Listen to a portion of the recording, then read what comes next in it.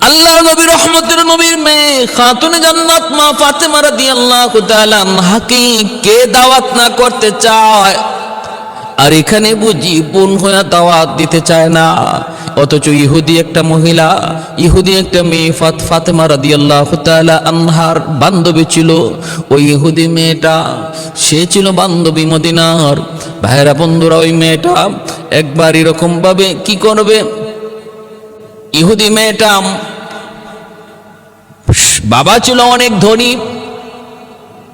ধনী পরিবারের মেয়ে। ইহুদি মেয়ে, সম্পদের কোনো অভাব নাই, একরকম রাজার হালেই চলে।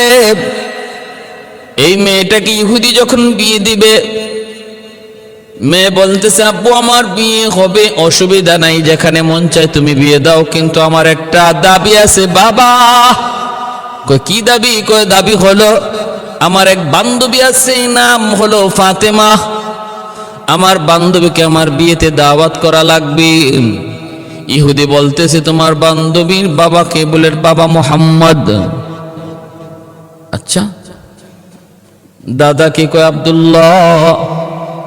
ইহুদি বলতেছে মা আমি তো দাওয়াত করব, কিন্তু কোন গরিব ফকির এরকম কোন লোককে তোমার বিয়েতে দাওয়াত দিতে পারি না, কারণ আমার এই অনুষ্ঠানে ভিভিআইপি রাজা বাদশার পরিবার দ্বারা দাওয়াত খাইতে আসবে। ওদের মাঝে আমি কোনো ফকির মিসকিন গরিব কাউকে দাওয়াত করব না, করতে পারিও না। তোমার বান্ধবী ফাতেমা সে কেমন? কয় খুব গরিব, দেখছি আমি জামা পরে 5টা 6টা তালি দিয়া। ইহুদি কয় অসম্ভব, তাহলে এই প্রস্তাব প্রত্যাখ্যান, এটা কখনো কবুল হবে না, এটা গ্রহণযোগ্য না, এটা আমি মানতে পারি না। এমনি মেয়েটা কান্না শুরু করে দিল। 3 দিন পর্যন্ত মেয়ে কিছু খায় না, কথা বলে না। মাকে সাফ জানাই দিল, মা আব্বুকে বলে দিও আমার বিয়ে যদি করাইতে হয়, যদি অনুষ্ঠান করাইতে হয়, অযথা খরচ করে কোনো লাভ নাই, বান্ধবী ফাতেমা ছাড়া আমি বিয়ে বসবো না। আমার বান্ধবী ফাতেমা যদি হাজির না হয়, আমি ওই বিয়েতে রাজি হব না। অনুষ্ঠানে যত খরচ করো না কেন, আমি কিন্তু বিয়েতে রাজি হব না। মা যদি বিয়েতে রাজি করাইতে হয়, অবশ্যই বান্ধবী ফাতেমাকে দাওয়াত করা লাগবে। ইহুদি আমার নবীর মেয়ে ফাতেমাকে দাওয়াত দেয়, আর ওই গুমরার দল, বদভ্রষ্টের দল বলে ওরা নাকি নবীর বোন হয়ে নাকি বোনকে দাওয়াত দেয় না গরিব হওয়ার কারণে। ইহুদি মেয়ে খানা বন্ধ করে দিল। 3 দিন চলে যায়। মা স্বামীর কাছে যা বলে, স্বামী গো সন্তান যদি বাঁচাইতে হয়, বিবাহ তো পরে, আগে যদি বাঁচাইতে হয় তাড়াতাড়ি তার বান্ধবীকে দাওয়াত করো। এমনি বাবা আয়সা বলতেছে মা রে একটু থাম, এ মা শুন তোর কথা আমি মানবো, কিন্তু মা একটা শর্ত আছে, একটু যা দেখ না, খবর নেয়া দেখ, একটা চিঠি নিয়ে চিঠি পাঠা। তার বাবার বংশে তার মায়ের বংশে কেউ রাজা ছিল কিনা, কেউ বাদশা ছিল কিনা, জমিদার ছিল কিনা। যদি তার বাবার বংশে মায়ের বংশে কেউ না কেউ জমিদারও থাকে, আমি বলবো অমুক জমিদারের নাতিন, অমুক জমিদারের সন্তান। একটু চিঠি লেখ। বান্ধবী চিঠি লিখতেছে খাতুনে জান্নাত ফাতেমা রাদিয়াল্লাহু তাআলা আনহার কাছে। চিঠির ভাষা ছিল এমন, বান্ধবী আমার বাবা আমাকে বিয়ে করানোর জন্য, বিয়ে দেওয়ার জন্য পাগল, আমিও বিয়ে বসার উপযুক্ত, কিন্তু আমি শর্ত করেছি তুমি যদি আমার বিয়েতে না আসো আমি কিন্তু বিয়ে বসবো না, আমি বিয়েতে রাজিও হব না, এই অনুষ্ঠানই হবে না। কিন্তু আমার বাবা তো বলেছে কোন রাজা বাদশার সন্তান ছাড়া, জমিদারের পরিবার ছাড়া কাউকে বিয়েতে দাওয়াত করা হবে না। আমি খানা দানা বন্ধ করে দিয়েছি। 3 দিন পর্যন্ত চলে গেছে, কোনো কথা নাই, বার্তা নাই। এক পর্যায়ে বাপ মা রাজি হয়েছে, এই শর্তে বান্ধবী তুমি যদি একটু বলো তোমার বাবার বংশে মায়ের বংশে কোনো জমিদার কোনো রাজা বাদশাহ আছে কিনা তুমি যদি একটু বলো, তাহলে আমার জানো বাসে তুমিও এই দাওয়াতে আসো। এই চিঠি যখন খাতুনে জান্নাতের কাছে পৌঁছলো, তখন তিনি আল্লাহ নবীর কাছে গেলেন চিঠি লইয়া। বাবা, আমার এক ইহুদি বান্ধবী আছে, আমার ওই ইহুদি বান্ধবী সে বিয়ে বসবে এক শর্তে, যদি আমি তার অনুষ্ঠানে যাই। কিন্তু তার বাবা বহুত বড় ইহুদি, সে অনেক ধন সম্পদের মালিক, সম্পদের অহংকার তার অন্তরে খুব বেশি, এজন্য সে কোনো গরিবকে অনুষ্ঠানে দাওয়াত করতে রাজি না। কিন্তু আমার বান্ধবী সেও তার দাবি থেকে শর্তে রাজি না। এই অবস্থায় বাপ মা রাজি হয়েছে এই শর্তে যে আমাদের মা বাবার বংশে কোনো জমিদার কোনো রাজা বাদশাহ ছিল কিনা। আব্বু, এটা তো তুমি বলতে পারবা। আব্বা, এবার তুমি বলো আমি কি করব। আল্লাহর নবী, রহমতের নবী, মায়ার নবী বলেন, মা রে, তুমি বিয়ের অনুষ্ঠানে দাওয়াত খেতে যাবা? বাবা, আমি যাব। বলে, হ তুমি যাবা। তুমি চিঠি লিখে দাও, বান্ধবী আমি তোমার বিয়েতে দাওয়াত খাইতে আসব। বান্ধবী আমি তোমার বিয়েতে দাওয়াত খাইতে আসব। আর নিচে লিখে দিবাস, দুনিয়ার রাজা বাদশাদেরকে যিনি রাজা বানায়, দুনিয়ার রাজা বাদশাদেরকে যিনি রাজা বানায়, বাদশা বানায়, জমিদার বানায়, সেই মালিকের দোস্ত হলেন আমার বাবা মুহাম্মাদুর রাসূলুল্লাহ। ওয়ামা আরসালনাকা ইল্লা রাহমাতাল লিল আলামিন।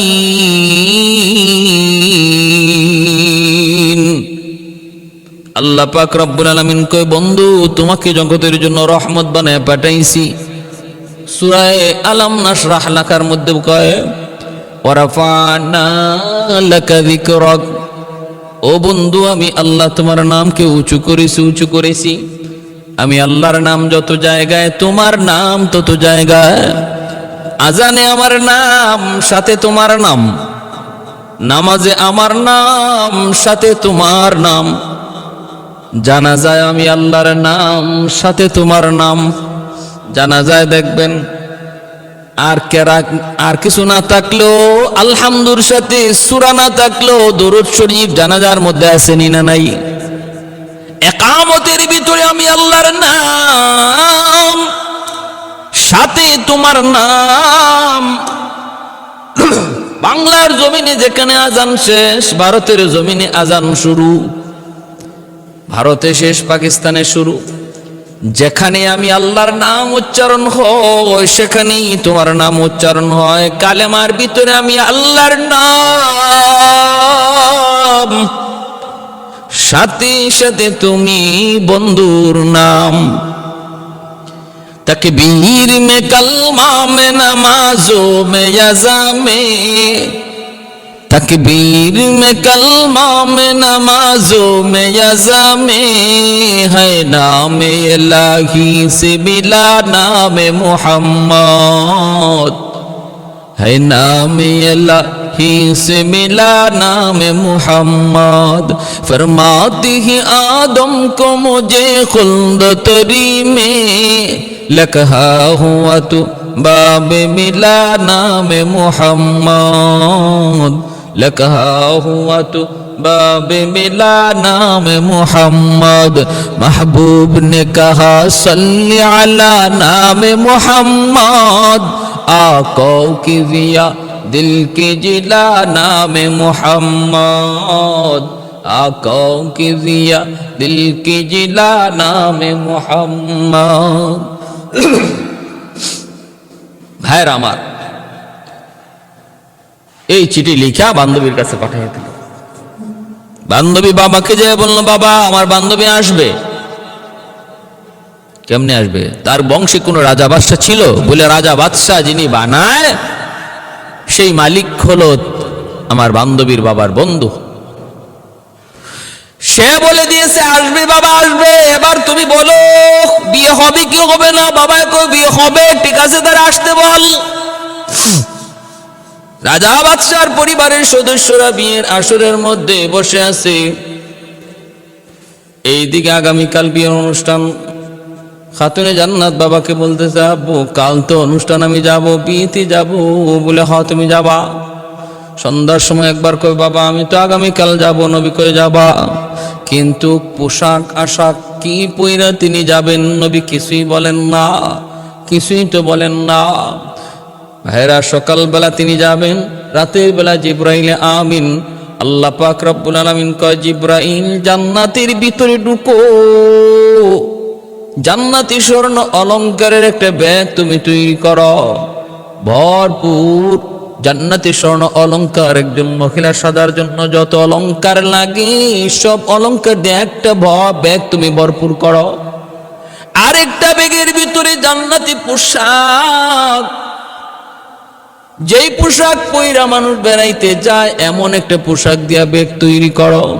দুটা ব্যাগ আইনা আল্লাহর নবীর কাছে জিব্রাইল আমিন দিয়া গেলেন। আর নবীজি ওই ব্যাগ নিয়ে খাতুনে জান্নাতের দরজার সামনে যা নক করলেন।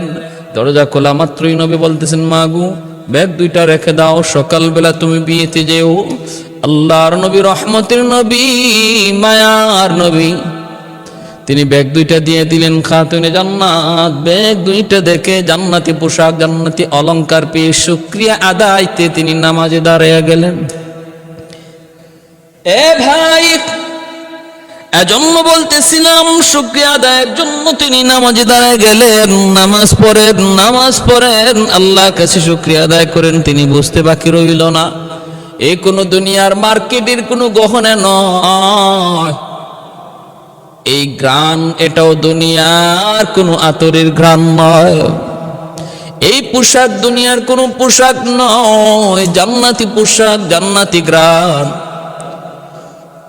ভাইরা, সকালবেলা তিনি দামি জান্নাতি পোশাক পইরা বান্ধবীর বাড়িতে রওনা দিছেন।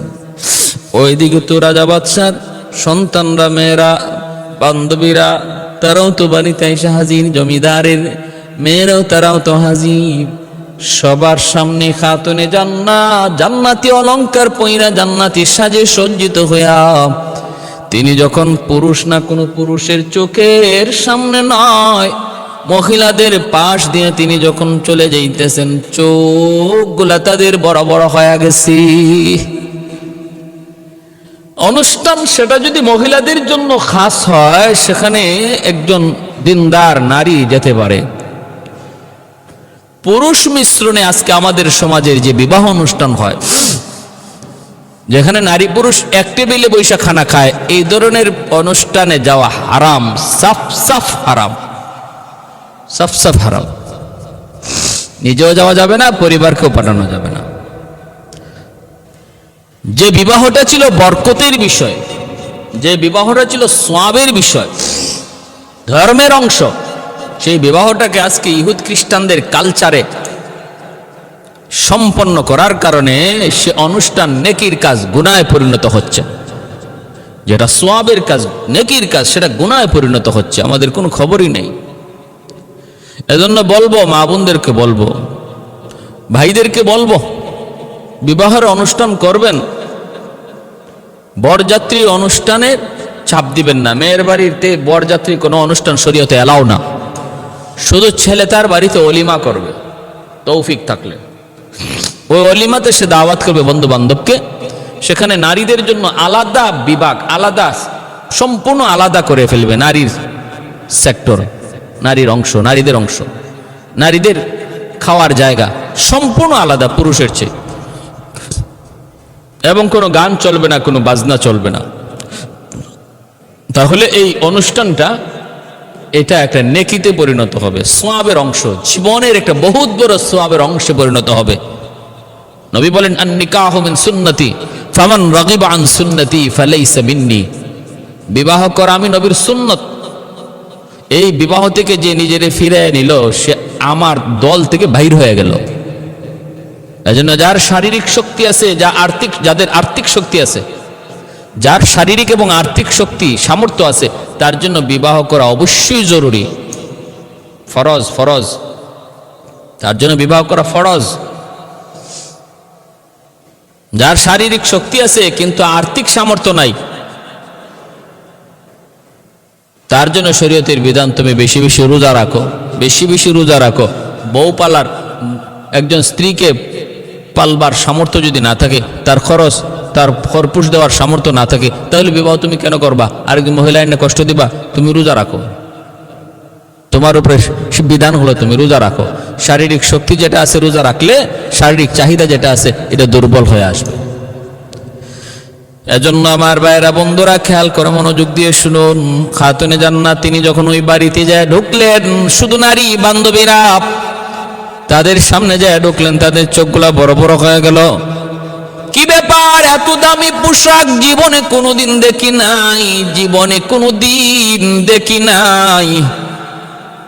খাতুনে জান্নাত তিনি তো ধর্মীয় কিছু কথা শুরু করলেন, সবাই মন দিয়ে মনোযোগ দিয়ে শুনতেছে, মনোযোগ দিয়ে শুনতেছে। একজন বান্ধবী বলতেছে, বান্ধবী কথাটা একটু বন্ধ করো। মনে করছে যে সবাই বিরক্ত হয়ে গেছে, কারণ বিয়ে বাড়িতে ওয়াজ নসিহত চলে না, বিয়ে বাড়িতে বরযাত্রী অপেক্ষায় থাকে কখন খানা আসবে, কারণ ওই সময় বরযাত্রীদের টেম্পার থাকে বড় গরম। বিয়ে বাড়িতে বরযাত্রীদের টেম্পার গরম থাকে, যদি 19-20 হয় উতাল পাতাল শুরু হয়ে যায়, প্লেট ভাঙ্গে, তরকারি উড়ায় ফেলায় দেয়, ডাব পায়রা খায়, পেয়ারা পায়রা খায়, কত কিছু, ঠিক না? ওই দিন বরের চেয়ে বরযাত্রীর পাওয়ার বেশি থাকে বিয়ে বাড়িতে, বরের চেয়ে বরযাত্রীর পাওয়ার বেশি থাকে। এজন্য মেয়ে পক্ষ, কনের পক্ষ এরাও সহজে বরযাত্রীর সাথে কোনো বাজাবাজি করে না। বহু প্রমাণ এমন আছে বরযাত্রীর গন্ডগোলের কারণে, বরযাত্রীর কারণে বিয়ে ভেঙে গেছে। বিয়ের আসরে যায় বরযাত্রীর সাথে গন্ডগোল হয়েছে, এতে করে বিয়ে ভেঙে গেছে, এমন নজির আছে। বহু প্লেট, বহু তরকারির বাটি বরযাত্রী ভাঙছে, নজির আছে। লবণ কেন কম হলো, তরকারিতে ঝাল কেন বেশি হলো, এটাই প্রবলেম। এতে করে তরকারির বাটি ভাঙছে, প্লেট ভাঙছে, কারণ এদিন পাওয়ার বেশি, পাওয়ার বেশি। অথচ বলুন তো, এই বিয়ে বাড়িতে এই বরযাত্রীর উসিলায় বর খাইতে আসছে, না বরের উসিলায় বরযাত্রী খাইতে আসছে? বরের উসিলায় বরযাত্রী খাইতে আসছে, বরযাত্রীর উসিলায় বর খাইতে আসে নাই। তারপরও দেখা যায় বর কথা কম কয় আর বরযাত্রীরা বেশি কথা কয়। বর কম খায়, বরযাত্রী বেশি খায়। ঠিক তেমনি এই দুনিয়াতে আল্লাহ পাক ইমানদারকে বর বানায় পাঠাইছেন আর বেঈমানদেরকে বরযাত্রী বানায় পাঠাইছেন। আল্লাহ বরকে বলছেন তোমার আজকে কম খাবে, কম বলবে, তাফালিং কম করো। আর বেঈমানরা ওই বিয়ের আসরের মতো তাফালিংও বেশি করবে, ঝগড়াঝাটিও বেশি করবে, খাইবেও বেশি, কথাও বলবে বেশি, আকাম কুকামও করবে বেশি। আর বর সে চুপচাপ খালি অপেক্ষায় থাকবে যে কখন এই আসরটা শেষ হয়, এরপরে আমি আমার বাসর ঘরে যেয়ে ঢুকবো। এই বিয়ার আসরটা, এই খাওয়া দাওয়ার আসরটা কখন জানি শেষ হয়, আর বরযাত্রী কখন জানি বিদায় হয়, আর আমি কখন জানি বাসর ঘরে যেয়ে ঢুকি, এই অপেক্ষায় থাকে বর। ঠিক দুনিয়ার মিসালটাও হলো এমন। এজন্য ইমানদার হাই হতাশ করার কোনো সুযোগ নাই, শুধু অপেক্ষায় থাকো এই বিয়ের আসরটা কখন ভাঙবে আর তুমি কখন বাসর ঘরে ঢুকবে, তুমি সে অপেক্ষায় থাকো। আর বেঈমানরা ওরা আজকের একদিনে যা মন চায় তা করুক, যা মন চায় তা খাক, যা মন চায় তা বলুক, এরপরে তাদের ভাগ্যে আর কোনো খাওয়া নাই, তাদের ভাগ্যে কোনো আর আনন্দ নাই। তোমার ভাগ্যে আনন্দ এরপর থেকে শুরু হবে আর শেষ হবে না।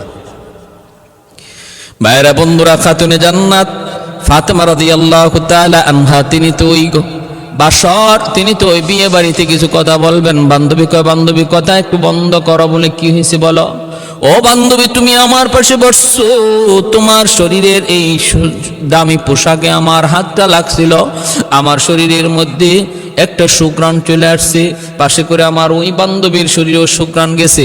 আমরা সবাই তো মাতামাতি আলোচনা করতেছি, তুমি যে সুন্দর আলোচনা করতেছো, ক্ষুধার যন্ত্রণা আমাদের কখন কোন দিক দিয়ে চলে যাবে টেরও পাবো না। ক্ষুধার চেয়েও তোমার, খানার চেয়েও তোমার কথা আমাদের ভালো লাগতেছে।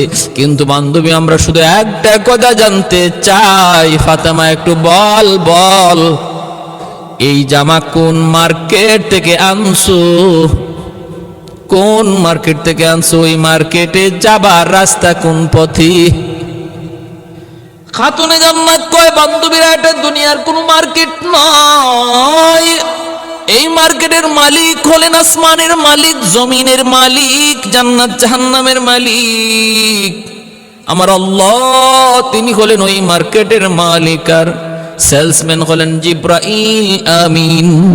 জিব্রাইল আমিন কয়, যাওয়ার রাস্তা কোন পথে? কয়, রাস্তা হলো ইহদিনাস সিরাতাল মুস্তাকিম। কেমনে যেতে হয়? কয়েকটা কালেমা পড়তে হয়। কালেমা পড়তে হয়, যেই কালেমাটা আমার আব্বা তিনি দুনিয়ার মানুষকে শোনাইতেছেন। বলে কোন কালেমা? লা ইলাহা ইল্লাল্লাহু মুহাম্মাদুর রাসূলুল্লাহ।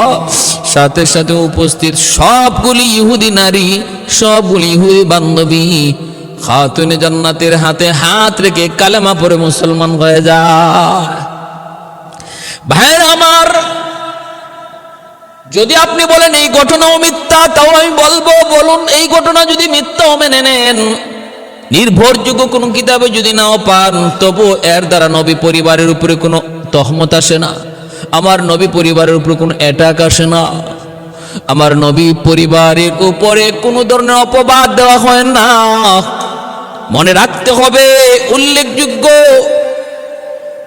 মনে রাখতে হবে, নির্ভরযোগ্য কোনো কিতাবের ঘটনা যদি না হয়, আর সেই ঘটনা যদি শরীয়তের কোনো বিধানের সাথে সাংঘর্ষিক না হয়, মানলে অসুবিধা নাই। যদি আমার এর দ্বারা আমলের কোনো বিষয় থাকে, বাইরা আমরা এজন্য বলতেছিলাম, আমরা যদি ইসরাইলের আয়াত মানি, আমরা যদি নির্ভরযোগ্য কিতাবের কোনো ঘটনা নাও শুনি, তবুও সেই ঘটনা যদি শরীয়তের কোনো বিধানের সাথে, সাহাবায়ে কেরামের ইজ্জতের উপর, নবীর ইজ্জতের উপর, নবী পরিবারের ইজ্জতের উপর, উলামায়ে কেরামের ইজ্জতের উপর আঘাত করে এমন কোন ঘটনা যদি না হয়, তাহলে সেটা মেনে নিতে কোনো অসুবিধা নাই, যদি এর মধ্যে আমলের কোনো উৎসাহ পাওয়া যায়। আমলের যদি উৎসাহ মিলে, সেটা যদি আকীদা সংক্রান্ত কোনো বিষয় না হয়, আকীদা সংক্রান্ত বিষয়, যে আমি এটা মানলে আমার কোনো আকীদার সাথে দ্বন্দ্ব বেজে যাইতেছে, তাহলে মানতে অসুবিধা নেই। মা ফাতেমা রাদিয়াল্লাহু তাআলা আনহা, বোন উম্মে কুলসুম রাদিয়াল্লাহু তাআলা আনহা, তাদের দুজনের ভিতরে ঘটে যাওয়া একটি ঘটনা বহুল প্রচলিত রয়েছে। উম্মে কুলসুম রাদিয়াল্লাহু তাআলা আনহা আমার নবী, রহমতের নবী, মায়ার নবীর 3 নাম্বার মেয়ে সন্তান। নবীজির 4 জন মেয়ে সন্তানের ভিতরে উম্মে কুলসুম রাদিয়াল্লাহু তাআলা আনহা হলেন 3 নাম্বার। 1 নাম্বার মেয়ে হলো জয়নব রাদিয়াল্লাহু তাআলা আনহা, তারপরে হযরত রুকাইয়া রাদিয়াল্লাহু তাআলা আনহা, তারপরে উম্মে কুলসুম রাদিয়াল্লাহু তাআলা আনহা, এরপরে সর্বশেষ ফাতেমা রাদিয়াল্লাহু তাআলা আনহা। এ ভাই, খেয়াল করে মনোযোগ দিয়ে শুনো, উম্মে কুলসুম রাদিয়াল্লাহু তাআলা আনহা, ওনার সর্বশেষ বিবাহ হয়েছে হযরত উসমান গনি রাদিয়াল্লাহু তাআলা আনহুর সাথে। আর খাতুনে জান্নাত মা ফাতেমা রাদিয়াল্লাহু তাআলা আনহার বিবাহ হয়েছে হযরত আলী রাদিয়াল্লাহু তাআলা আনহুর সঙ্গে। তাহলে হযরত উসমান আর হযরত আলী, তারা হলেন পরস্পরে বাইরা, দুজনই হলেন মায়ার নবীর জামাতা। আর প্রথম 2 জন আবু বকর এবং ওমর রাদিয়াল্লাহু তাআলা আনহুমা হলেন আমার নবীর শ্বশুর। কারণ আবু বকর সিদ্দিক রাদিয়াল্লাহু তাআলা আনহুর মেয়ে আম্মাদান আয়েশা সিদ্দিকা রাদিয়াল্লাহু তাআলা আনহা নবীজির পবিত্র বিবি। ওমর ফারুক রাদিয়াল্লাহু তাআলা আনহুর মেয়ে হাফসা রাদিয়াল্লাহু তাআলা আনহা নবীর পবিত্র একজন বিবি। এজন্য প্রথম চার খলিফার প্রথম দুই খলিফা হলেন মায়ার নবীর শ্বশুর, আর পরের দুই খলিফা হলেন আমার নবীর জামাতা। আলী রাদিয়াল্লাহু তাআলা আনহু বড় গরীব, আর ওসমান গনি রাদিয়াল্লাহু তাআলা আনহু তিনি একজন ধনী সাহাবী। শুধু ধনী না, মদিনার একজন শিল্পপতি, অসংখ্য গণিত ধন বিশিষ্ট মদিনার বহুত বড় ব্যবসায়ী ওসমান গনি রাদিয়াল্লাহু তাআলা আনহু।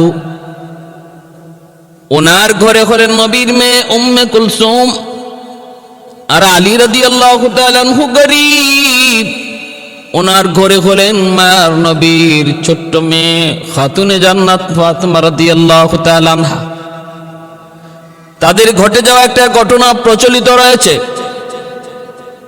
সেই ঘটনাটা হলো উম্মে কুলসুম রাদিয়াল্লাহু তাআলা আনহা তিনি নাকি মা ফাতেমাকে দাওয়াত করেন নাই। ওনার বাড়িতে একটা অনুষ্ঠান, সেই অনুষ্ঠানের ভিতরে তিনি মক্কার অনেক ধনী ধনী পরিবারের মানুষকে দাওয়াত করেছেন, ধনী ধনী পরিবারের মেয়ে সন্তান মহিলাদেরকে দাওয়াত করেছেন, কিন্তু আপন বোন খাতুনে জান্নাত ফাতেমা রাদিয়াল্লাহু তাআলা আনহাকে দাওয়াত করেন নাই, তিনি গরীব হওয়ার কারণে। ফাতেমা গরীব, এই পরিবেশে ধনীদের সাথে তার মানায় না, ধনীদের পরিবেশে ফাতেমাকে মানায় না, এমনটা ভেবে উম্মে কুলসুম রাদিয়াল্লাহু তাআলা আনহা তিনি নাকি ফাতেমাকে দাওয়াত করেন নাই। ভাইরা বন্ধুরা, এরপরে ধনী পরিবারের মহিলাগুলি তারা দাওয়াত খাইতে আসলো। আসার পরে যখন খানা পেশ করা হলো, আল্লাহ পাক রব্বুল আলামিনের কাছে এই আচরণটা এত না পছন্দ হয়েছে। কেউ কেউ বলে সবগুলা খানা পাথর হয়ে গেছে, আবার কেউ কেউ বলছে সবগুলি খানা চাউল হয়ে গেছে, সেটা আর খানা হিসাবে রয় নাই। খানা পরিবর্তন হয়ে সেটা অখাদ্য হয়ে গেছে, খাদ্য পরিবর্তন হয়ে সেটা অখাদ্য হয়ে গেছে। ভাইরা বন্ধুরা, এমন ঘটনা যেই সমস্ত মানুষ জারি গানে গায়, জারি গানে বলে, মানুষকে আবেগ আপ্লুত করার জন্য, এমনকি কবিতাও বানায়, গানও বানায়, ছন্দ আকারে, জারির আকারে, এর কোনো ভিত্তি নাই। উল্লেখযোগ্য কোন বইয়ের মধ্যে, কোন কিতাবে ওই ঘটনার কোন সত্যতা পাওয়া যায় না। কারণ হলো এই ঘটনার দ্বারা আমার নবী পরিবারের উপরে বহুত বড় একটা অপবাদ দেওয়া হয়। কারণ উম্মে কুলসুম রাদিয়াল্লাহু তাআলা আনহা তিনি তো হলেন নবী পরিবারের সন্তান, নবীর কলিজার টুকরা মেয়ে। এমন কোন কথা, এমন কোন ঘটনা, এমন কোন আচরণ কোনদিন প্রকাশ করা যাবে না, বলা যাবে না, দেখানো যাবে না, যার দ্বারা আমার নবী পরিবারের উপরে অপবাদ আসে, নবী পরিবারের ইজ্জতে আঘাত হয়। আমার নবী পরিবারের কোন সদস্যের ব্যাপারে এমন কোন কথা বলা যাবে না যেই কথার দ্বারা নবীর পরিবারের ইজ্জত নষ্ট হয়। উম্মে কুলসুম রাদিয়াল্লাহু তাআলা আনহা খাতুনে জান্নাত গরীব হওয়ার কারণে তাকে দাওয়াত করেন নাই, কথাটা সাধারণ কোনো কথা নয়, বহুত বড় কঠিন একটা অপবাদ, বহুত বড় অন্যায় কথা। এতে বোঝা গেল উম্মে কুলসুম তার ভিতরে অহংকার ছিল, ধন দৌলতের অহংকার ছিল। এর দ্বারা প্রমাণ করা হয় নবী পরিবারের সন্তান, নবীর কলিজার টুকরা মেয়ে উম্মে কুলসুম রাদিয়াল্লাহু তাআলা আনহার অন্তরে সম্পদের বড়াই ছিল, অহংকার ছিল। আর বোনটা গরিব হওয়ার কারণে তার প্রতি তার হেয় দৃষ্টি ছিল। এরা জানেনি কত বড় জঘন্য গুনাহ। আল্লাহ বলেন আল্লাহর নবী বলেন আল কিবরিয়া ও রিদাই, হাদিসে কুদসি। অহংকার করা শুধুমাত্র আমি আল্লাহর পোশাক, অহংকার করা মানুষের মানায় না। এই যে অহংকার বহুত বড় কবিরা গুনাহ, অন্তরের রোগ। এই রোগে যারা রোগী তারা কোনোদিন আল্লাহর কাছে ইবাদতের মাধ্যমে পার পাবে না। অহংকার তার যাবতীয় আমলকে নষ্ট করে দিবে। এই অহংকার থেকেই গীবতের জন্ম, অহংকার থেকেই তহমতের জন্ম, অহংকার থেকেই যাবতীয় আমলের জন্ম। একজন মানুষকে কেউ যখন ছোট করে কথা কয়, সমাজ হেয় করে, তার গীবত করে, তার শিকায়েত করে,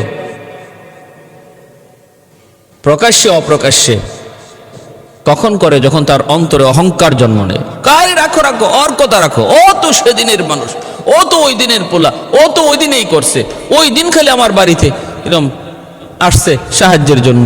এই ধরনের কথা বলে বলে সমাজে যে সমস্ত মানুষ গীবত করে, শিকায়েত করে, চুগলখড়ি করে, ইজ্জত নষ্ট করে, এদের অন্তরে বিশাল বড় রোগ, আর সেই রোগটার নাম হলো অহংকার। আমার ভাইয়েরা, বন্ধুরা, এজন্য বলতেছি এই সমস্ত বানোয়াট কথা থেকে, বানোয়াট গল্প থেকে আমাদের বিরত থাকা উচিত। শুধু আমরা আপনাদেরকে শোনানোর চেষ্টা করলাম না।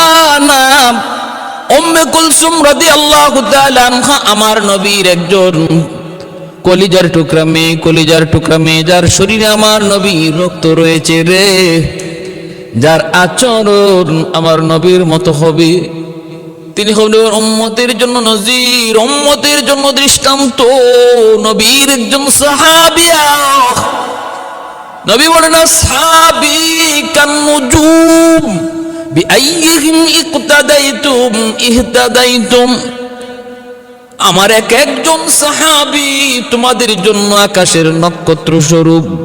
তোমরা একজন সাহাবীকে অনুসরণ করলে হেদায়েত পেয়ে যাবা, সঠিক পথ পেয়ে যাবা, জান্নাতের পথ পেয়ে যাবা।